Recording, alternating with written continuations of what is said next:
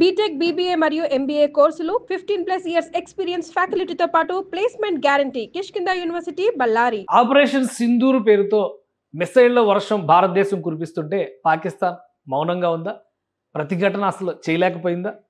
కానీ వాస్తవాలు ఏంటంటే 24 గంటల తర్వాత వెలుగు చూస్తున్నటువంటి అంశాలను బట్టి చూస్తే పాకిస్తాన్ ప్రతిఘటించే ప్రయత్నం చేసింది, కానీ అట్టర్ ఫ్లాప్ అయింది. దీనికి ప్రధానమైనటువంటి కారణం చైనా రాకెట్ తుస్సుమంటాం. ఏంటి ఆ రాకెట్? ఏం జరిగింది అసలు విశ్లేషించేటువంటి ప్రయత్నం చేద్దాం.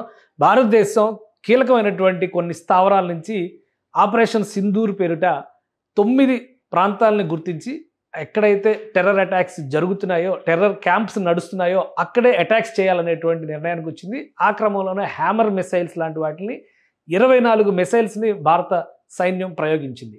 సో దీనికోసం ఎక్కడ కూడా అంతర్జాతీయ సరిహద్దుల్ని దాటలేదు. అలానే పాకిస్తాన్ భూభాగంలోకి వెళ్లాల్సినటువంటి అవసరం కూడా రాలేదు.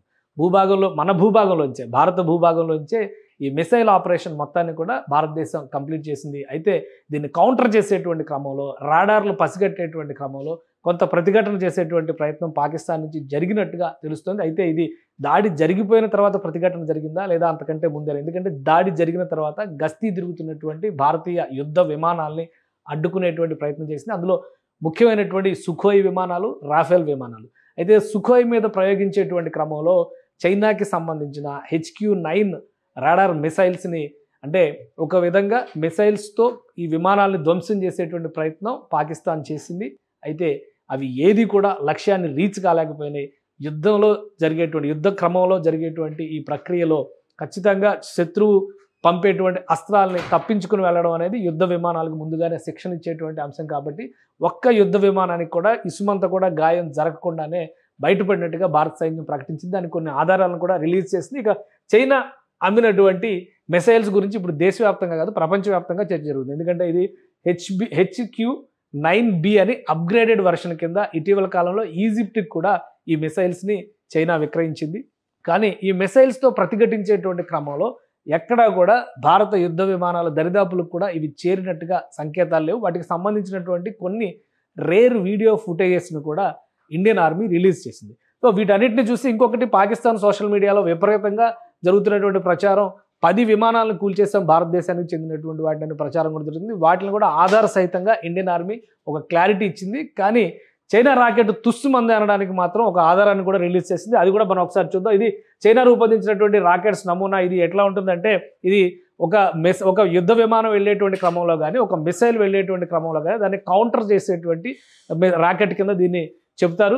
సో HQ-9B మోడల్ ఇవన్నీ కూడా ఒక విధంగా ఏరోడోమ్ టెక్నాలజీ ద్వారా, ఐరన్ డోమ్ టెక్నాలజీ ద్వారా ఎలా అయితే ఇజ్రాయెల్ ఎదురొచ్చేటువంటి మిసైల్స్ని ధ్వంసం చేసేదో అదే తరహాలో రూపొందించింది.